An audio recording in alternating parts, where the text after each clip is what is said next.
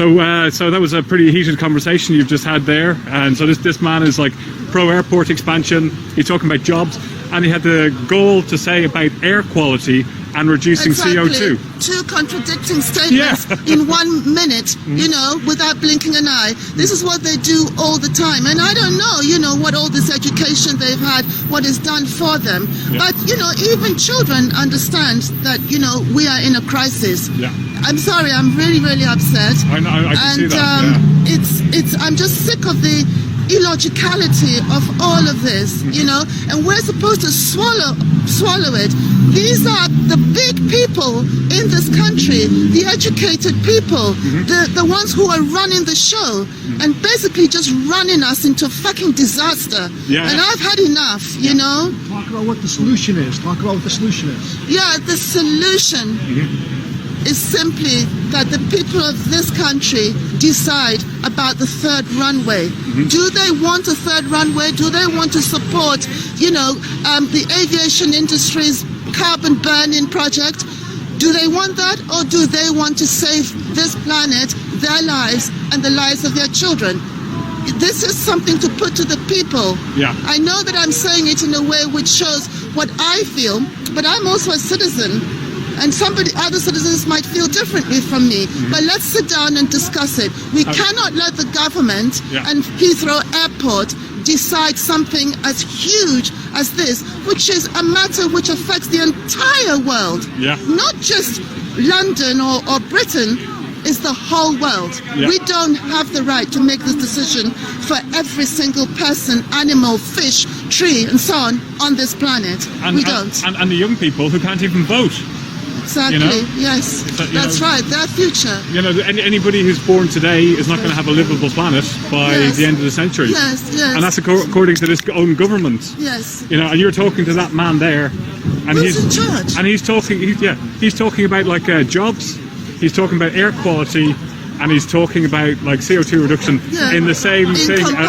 Incompatible. Yes. You wonder what planet he's on. You mean, seriously? Well, the same planet that's just been creating all this destruction for centuries. Very blithely, just making money for a few people. And it's the same planet. It's all got to do with money and greed. That's right. I mean, it's always about profit. Now, what amazes me is that countries are no longer called countries. They're called economies. I mean, politicians campaign, and all they ever talk about is the economy. What happened to vision? Yes. What happened to quality of lives for ordinary people? Even to the point where you can think about things like happiness and, people being safe in the world and people coming together in some sort of harmony and love as good citizens of the country, caring for one another. All we hear about is economy. Economy is about a few people just treading on the rest, on their climb for more money, more and more and more money. It's greed and money, and this constant GDP expansion, and it's kind of a reflection. It's airport expansion. It's continuous expansion. Yes. And we have to have degrowth.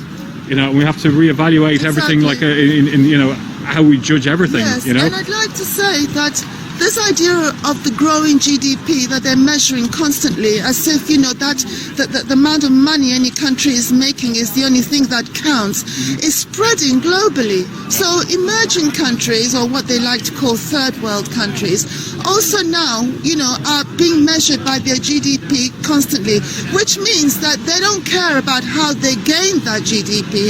They can allow fossil fuel companies and the whole lot to come dig up their earth as much as possible because they want to keep that GDP rising. They're not thinking about anything else. This extraction. And also, by keeping GDPs going, like first world countries, or I don't know the terminology now that you correct, and developing countries, it's like the likes of it's an exploitation. The poorest countries are the ones that are paying. That's right.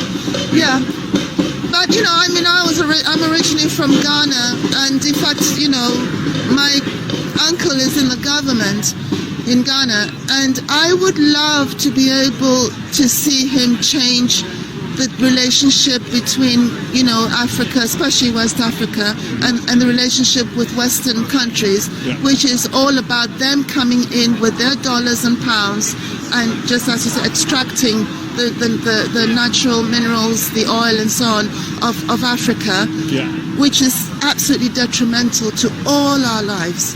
It's just a tragedy and it's got to stop, and it's only the people can make this stop, because they're never going to stop.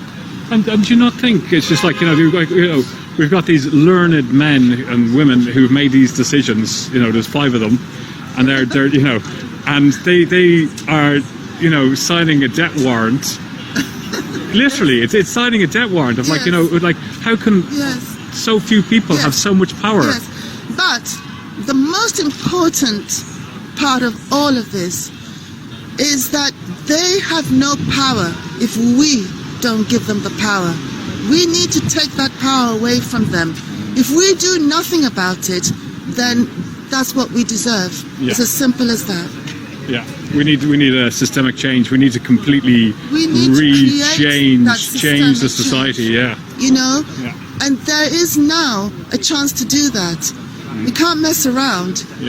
And I think that our apathy, which is not all our fault, we have to recognize that we have been dumbed down for the last 30 years or so by industry, by consumerism, just people who want to make money, who've basically taken hold of our minds. And just all we think about is whenever we feel a bit unhappy, to go buy whatever, anything, and we get a little quick fix of joy. But, that joy is what is destroying the planet. They know that. And we need to get control of this situation. We need to get control of ourselves, our minds. It's, But I think, what you were saying there is we need to have systemic change. We need to rewrite the rule book here, because we can't have continuous growth. The capitalist system is failing us. And that's been proven right now here today at the Supreme Court. It doesn't get any higher than this in this country, So I mean, just between you and me, and I don't know if I can say this, but what makes me particularly sad, XOR, you can say anything you want.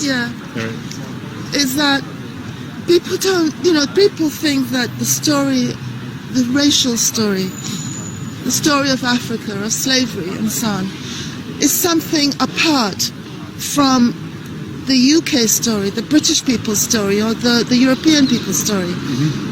The elite have been perpetrating their crimes on all people for centuries. It's not just on Africa. Africa is easy to identify because possibly it's just more vivid. It is easier to see.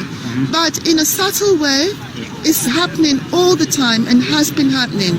It happened to the Irish. It happened to women. People have had to fight for their rights. And now we must do it again. We must rise up.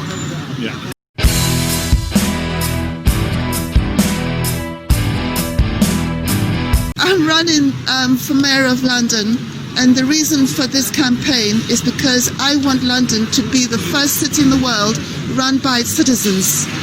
And hopefully we will inspire other countries to do the same. And, very fast, very quickly, I would like to see the citizens of the world take control of their lives